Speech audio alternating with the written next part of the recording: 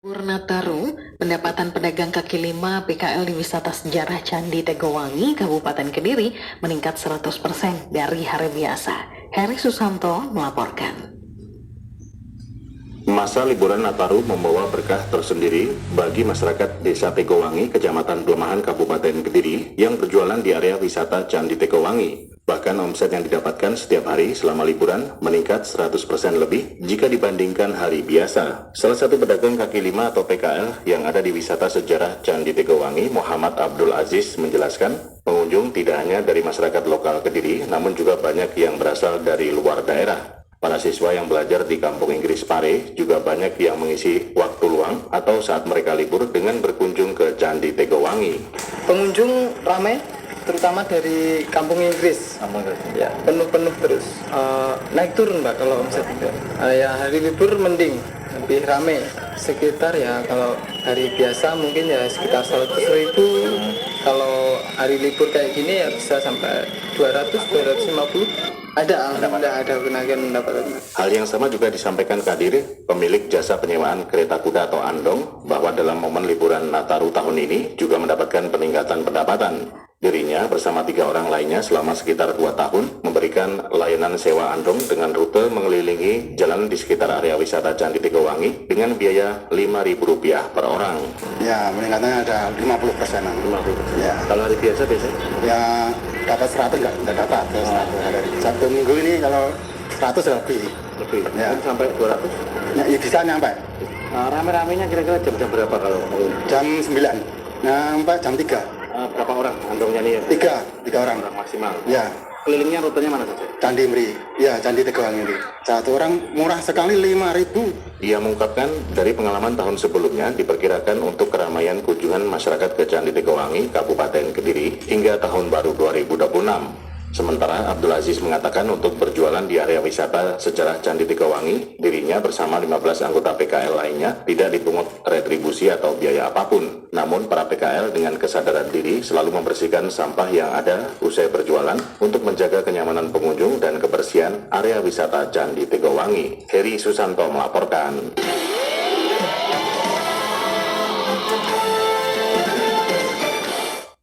Pendengar, sepanjang tahun 2025, Kota Surabaya menegaskan posisinya sebagai barometer inovasi nasional dengan melahirkan 1.214 inovasi. Berikut laporan bersama Ermina J. Pemerintah Kota Surabaya menegaskan posisinya sebagai barometer inovasi nasional dengan melahirkan 1.214 inovasi sepanjang tahun 2025. Capaian ini mengantarkan Surabaya memecahkan rekor muri sebagai kota dengan inovasi terbanyak dalam 1 tahun, sekaligus mempertahankan predikat kota terinovatif peringkat pertama nasional pada IGA 2025 Kementerian Dalam Negeri. Inovasi lahir dari semangat gotong royong dan ditujukan untuk mempermudah pelayanan publik, mempercepat birokrasi, memperkuat mitigasi bencana, serta mendorong ekonomi masyarakat dan UMKM. Adapun di tahun 2025 lalu, tema inovasi yang dicanangkan pemerintah Kota Surabaya adalah peningkatan kualitas infrastruktur dan mitigasi bencana, termasuk inovasi pengelolaan sampah yang telah diterapkan hingga ke daerah terdampak bencana, seperti Aceh. Dan menurut Kepala Bapeda Litbang Surabaya Irfan Wahyu Drajat, dari total inovasi tersebut, 355 berasal dari perangkat daerah dan 859 dari masyarakat, termasuk pelajar, mahasiswa, dan komunitas. Pemerintah kota juga mendorong keberlanjutan inovasi melalui skema strategic matchmaking dengan sektor swasta. Pak Wali sering mengemukakan kepada masyarakatnya bahwa dalam membangun kota Surabaya, dalam menyelesaikan problem di kota Surabaya ini, kita tidak bisa sendirian, semua harus berkolaborasi, semua harus bergotong royong. Dan penghargaan ini wujud pengakuan ataupun apresiasi bahwa kita dalam konteks yang benar, arah yang benar, baik pemerintahnya, warganya, ini semua berkolaborasi untuk memajukan kota Surabaya. Dan kami mengajak terus semangat inovasi, memajukan, mensejahterakan kota Surabaya. Berbagai pihak, termasuk Kementerian Dalam Negeri dan DPRD Kota Surabaya, mengapresiasi inovasi Pemkot Surabaya yang dinilai kontekstual, preventif, dan berdampak langsung bagi kesejahteraan warga. Ermina melaporkan. Pada akhir tahun, pemerintah Kabupaten Lamongan melakukan mutasi dan penataan jabatan internal untuk merampingkan organisasi perangkat daerah UPD agar birokrasi bisa bergerak lebih lincah dan mampu memenuhi target. Farin Regi melaporkan. Bupati Lamongan Yurono Effendi resmi melantik dan mengambil sumpah janji 134 pejabat di lingkungan Pemkab Lamongan di Pendopo Lokatantra kemarin.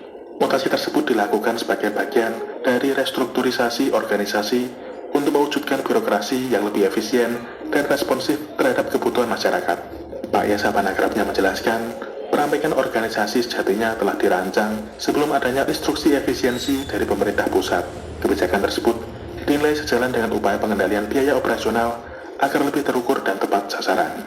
Dalam restrukturisasi tersebut, 6 dinas digabung menjadi 3 dinas. Penggabungan dilakukan pada urusan perumahan dan permukiman, sementara bidang cipta karya kini dilebur dalam Dinas Bina Marga. Sebenarnya sebelum ada efisiensi, ini kan kita melakukan perampingan organisasi, di samping pula ada kebijakan dari pemerintah pusat untuk melakukan efisiensi sehingga biaya operasional akan lebih bisa termonitor dengan baik. Ya memang efisiensi ini sesungguhnya juga banyak nilai positifnya karena dengan struktur organisasi yang semakin ramping, nanti pemerintah daerah akan semakin lincah untuk melaksanakan seluruh program dan tugasnya. Meski terjadi perombakan struktur organisasi, Bupati menegaskan kinerja pemerintah Kabupaten Lamongan tetap berjalan optimal. Ia menyebut sejumlah program strategis tahun 2025 telah berhasil melampaui target yang ditetapkan. Varian Regi melaporkan. Pendengar, Dinas Tenaga Kerja Kabupaten Jombang menyebut tingkat pengangguran terbuka atau TPT sepanjang tahun 2025 tercatat mengalami penurunan. Ana Kusuma melaporkan selengkapnya. Tingkat pengangguran terbuka atau TPT di Kabupaten Jombang sepanjang tahun 2025 tercatat mengalami penurunan dibandingkan tahun sebelumnya. Berdasarkan data Badan Pusat Statistik TPT Jombang berada di angka 3,23%, turun dari 3,70% pada tahun 2024. Penurunan tersebut sejalan dengan meningkatnya jumlah penduduk yang terserap di dunia kerja, sehingga jumlah pengangguran di Kabupaten Jombang juga mengalami penurunan. Kepala Dinas Tenaga Kerja Kabupaten Jombang, Isawan Nanang Risdianto, dalam hal ini menjelaskan bahwa tren positif ini menunjukkan meningkatnya penyerapan tenaga kerja selama tahun 2025. Ia menyampaikan, dari total angkatan kerja lebih dari 783.000 orang, sebagian besar telah terserap di berbagai sektor pekerjaan. Penurunan angka pengangguran ini pun dinilai sebagai hasil dari pertumbuhan lapangan kerja, khususnya di sektor formal yang berkembang dengan pesat di wilayah Kabupaten Jombang. Kita di sektor formal ada berbagai pelatihan, mulai dari jahit sepatu, jahit baju, kuliner, digital marketing, hingga otomotif dan caregiver. Selain itu, pelatihan usaha mandiri serta job fair industri pengolahan seperti sepatu menunjukkan perkembangan. Sampai sekarang kita punya 12 industri sepatu yang beroperasi di Jombang. Untuk pelatihan jahit sepatu juga cukup diminati. Bahkan di beberapa LPK sudah ada daftar tunggu karena perusahaan membutuhkan tenaga yang memiliki sertifikat keahlian. Kemudian selain sektor industri, keberadaan SPPG juga berkontribusi dalam menekan angka pengangguran, dan beberapa LPK sudah menerapkan pola link and match dengan kebutuhan di lapangan. Sebagai informasi, pemerintah Kabupaten Jombang melalui Dinas Tenaga Kerja juga berkomitmen untuk terus meningkatkan kualitas sumber daya manusia melalui berbagai program pelatihan dan juga penguatan link and match dengan kebutuhan industri. Meskipun juga dihadapkan pada tantangan efisiensi anggaran di tahun 2026, pemerintah daerah juga menargetkan program ketenagakerjaan tetap fokus pada kelompok rentan guna menjaga tren penurunan pengangguran dan juga mendorong pertumbuhan ekonomi yang inklusif di Kabupaten Jombang. Arho Sumar melaporkan. Pemerintah Kabupaten Sidoarjo mempercepat penguatan ekosistem UMKM dengan fokus membantu fasilitasi perizinan untuk meningkatkan daya saing UMKM di pasar nasional. Berikut laporan Januar Fahmi selengkapnya.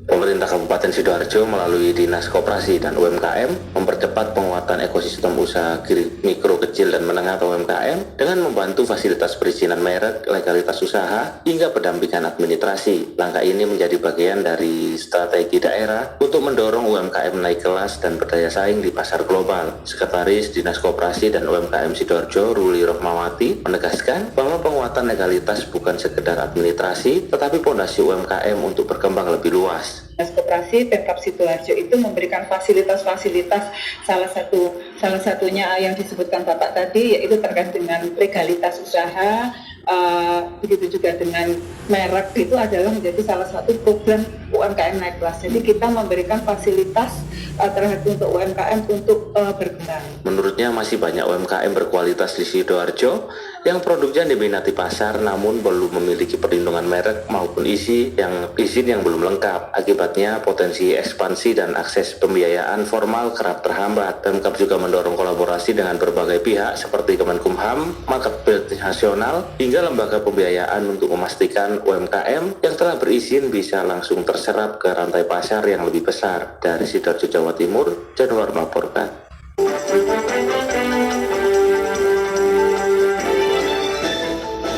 Pendengar, demikian Warta Pagi hari ini. Dapatkan juga informasi aktual dalam portal resmi kami di www.rri.co.id. Mewakili kerabat kerja yang bertugas, saya Fresti Oktora mengucapkan terima kasih atas perhatian Anda. Selamat pagi.